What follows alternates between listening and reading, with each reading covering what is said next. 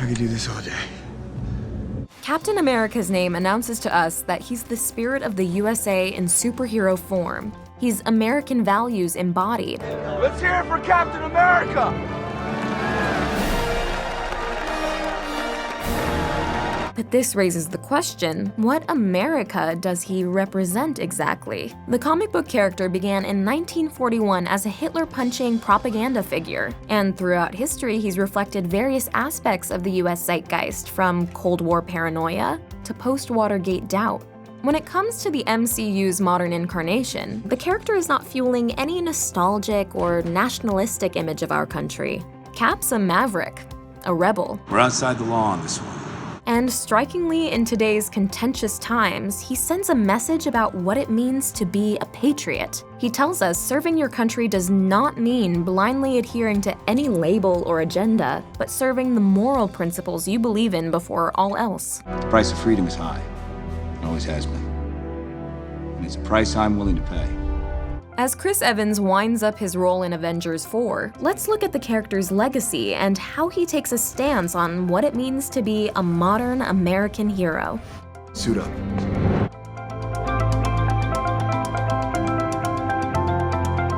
Before we go on, we want to tell you a little bit about this video's sponsor, NordVPN. As a YouTube channel, we use the internet constantly, so it's super important to protect ourselves and our content online, which is why we use a VPN, or virtual private network. And you should too. Right now, NordVPN is offering a great deal to our viewers. Click the link in our description below, nordvpn.com/ScreenPrism, and use the code ScreenPrism to get 75% off a 3-year plan, plus a bonus month thrown in for free. That comes out to only $2.99 a month, so don't wait another moment to make your internet connection secure.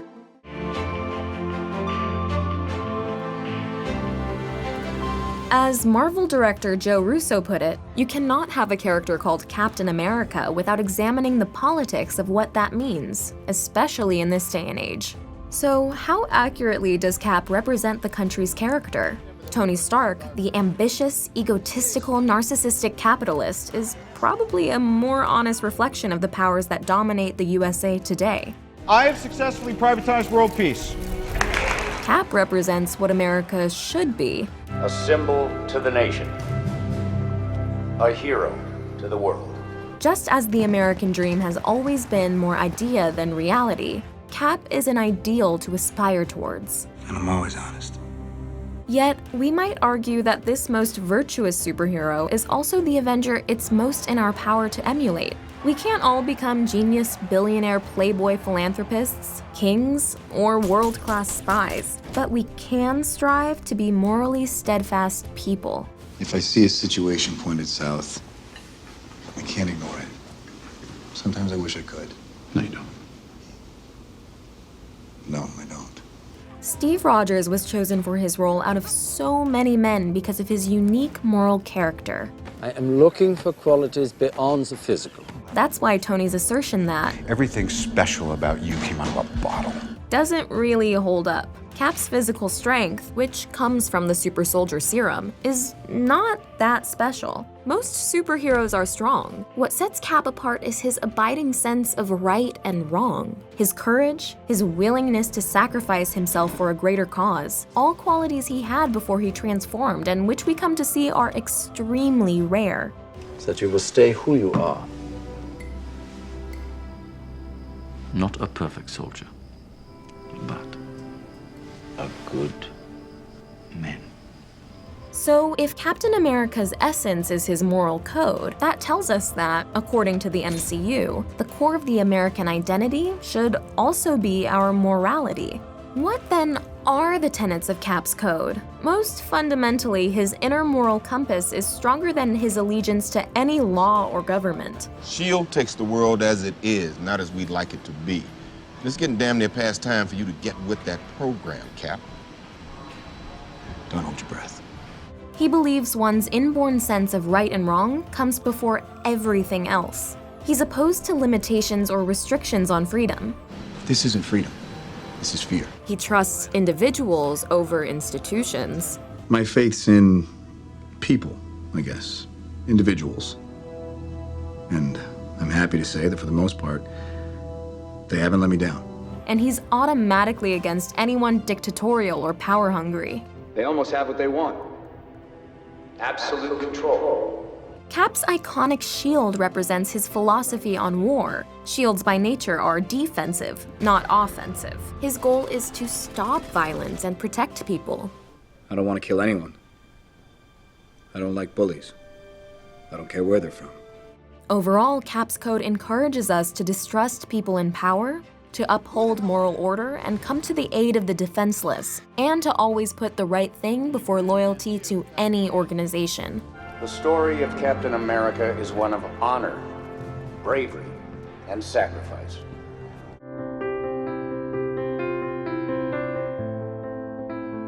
It's significant that Captain America, both the comic and the superhero, is born during World War II. You were the world's first superhero. Steve becoming a superhero in that war mirrors how the US emerged from the conflict as a global superpower, and this historical moment set the foundation for the country's self-image ever since. Many of us tend to look back on World War II as a relatively clear-cut showdown between good and evil, and the first Avenger is a morally black and white film. The traditional hero personifies bravery and goodness. Get back! And the villain is a Nazi. Hail Hydra. Steve begins as such a patriot that he keeps trying to enlist in the army even though he's told he's too sickly. There are men laying down their lives. I got no right to do any less than them. Then once he becomes Captain America, he's trotted out to sell war bonds as a kind of Uncle Sam figure. Series E defense bonds. Each one you buy is a bullet in the barrel of your best guy's gun. At the end of the first movie, Cap crashes into the future. He doesn't age slowly into the modern era. He literally wakes up in the present day. You've been asleep, Cap, for almost 70 years. And he maintains a kind of square, vanilla 40s American personality. Shit! Language! As Joe Russo said, Cap, quote, escapes sort of the deflowering of America, as we slowly were beat into a cynical state as a culture.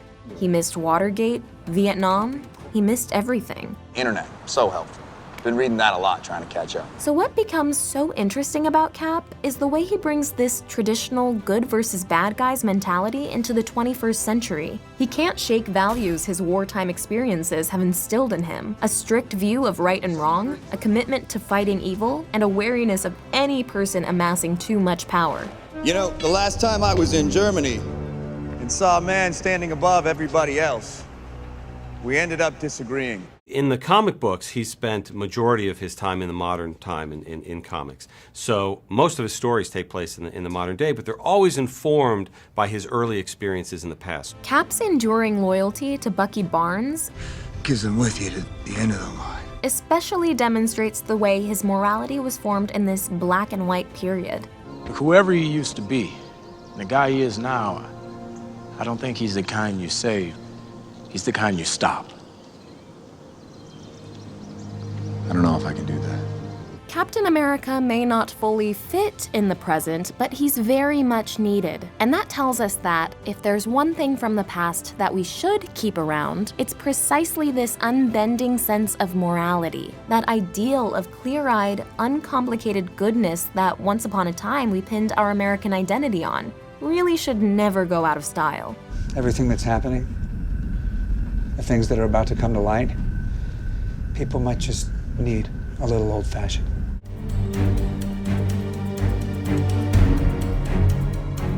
Waking up in the present day, Cap has to adapt his moral code to a more ambiguous world. I went under. The world was at war. I wake up, they say we won. They didn't say what we lost. He no longer finds it so straightforward to decipher the good. For as long as I can remember, I just wanted to do what was right. I guess I'm not quite sure what that is anymore.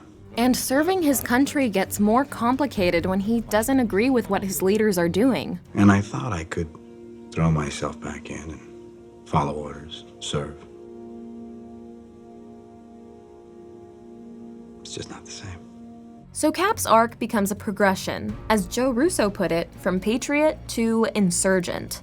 In the first movie, his country's actions were in sync with his morals. You want to serve your country? on the most important battlefield of the war.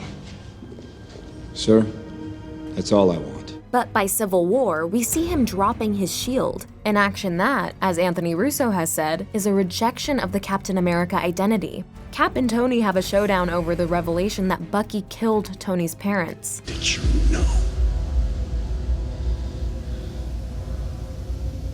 Yes. And it ends with this. That shield doesn't belong to you. You don't deserve it. My father made that shield.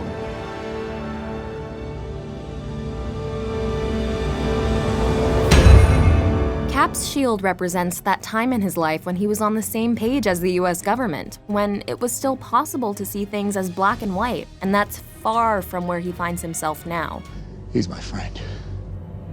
So was I. By the time Infinity War picks up, Cap's uniform has gotten darker, and he eventually gets a different shield in the form of arm guards, representing his new, unapologetic, vigilante identity. I'm not looking for forgiveness, and I'm way past asking permission. So Cap's progression reflects the question of what does it mean to be a patriot, or a good guy, in today's complex world? We try to save as many people as we can. Sometimes it doesn't mean everybody. Cap's patriotism at its core is not about paying lip service to a particular word or ideal. It's about staying true to the deepest values that America at its best has represented. He affirms that dissent can be patriotic. Serving your country means different things in different times. Sometimes it's falling in line, and other times it's challenging tyranny. But always the patriot is guided by an unswerving sense of what they believe is right. We compromised, sometimes in ways that made us not sleep so well. But we did it so that people could be free.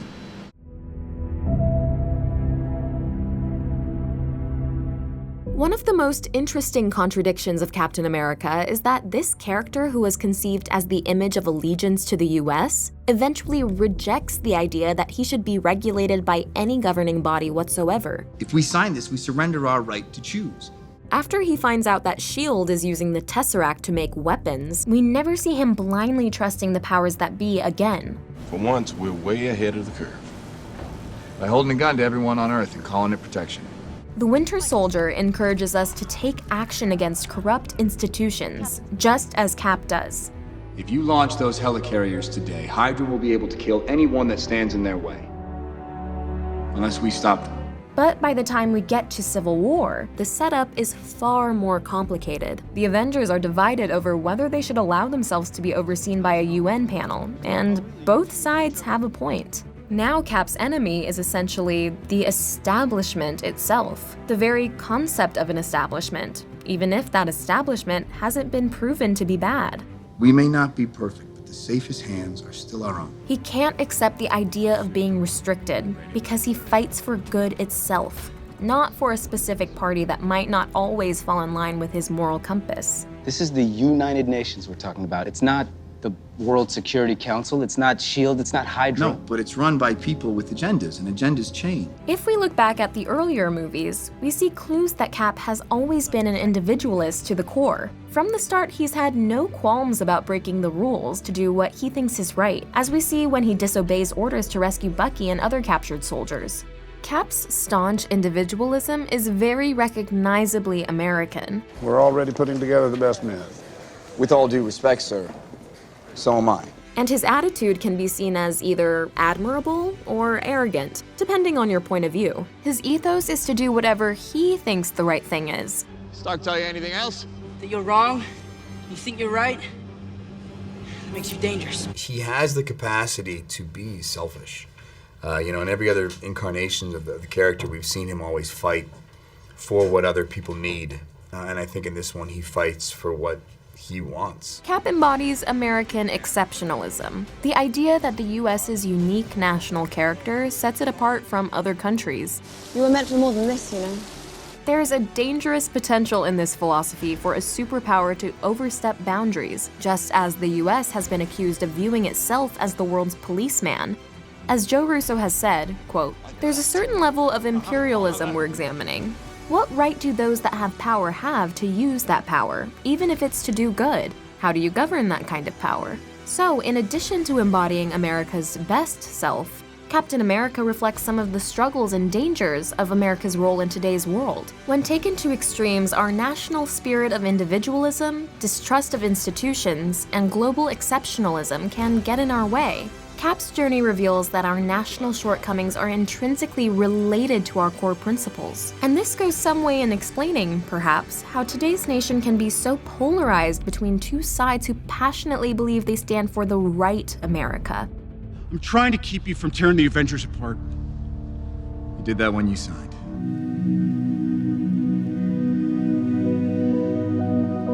Chris Evans' public persona adds another interesting reflection of what it means to act like Captain America in our modern life. Marvel Studios president Kevin Feige put it this way: even when you look at his Twitter account and taking a stand on things, it's like, is he becoming Captain America?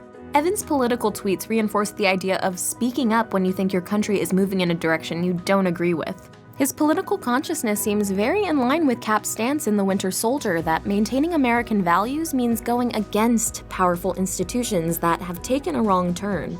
Even though Evans is a voice of liberal dissent, he avoids being a divisive figure and makes an effort to promote unity. First and foremost, Evans comes across as a good, humble guy underneath his celebrity status. He's very huggable. He's very, very huggable. Look at that, look at that. Just like Cap. What made to you so special? Nothing. I'm just a kid from Brooklyn. Evans also embodies a fundamentally decent, positive masculinity. He called out Piers Morgan for making fun of a picture of Daniel Craig using a baby carrier. He's also spoken about the need for men to listen to women in this Me Too moment. So he plays against the stereotypical, defensively macho version of the strong American hero, instead putting forward a warm, more nurturing idea of what it means to be a strong, modern guy. Through Cap, we see how the meaning of being a patriot evolves over time. In World War II, serving your country meant enlisting to fight fascism. In the modern day, it's about holding your country to a high moral standard and taking action when it fails to live up. So, as Evans hangs up his shield, the legacy of his character reminds us that being a hero means thinking for yourself and swearing to uphold the principles you believe in, no matter the cost. If you need me,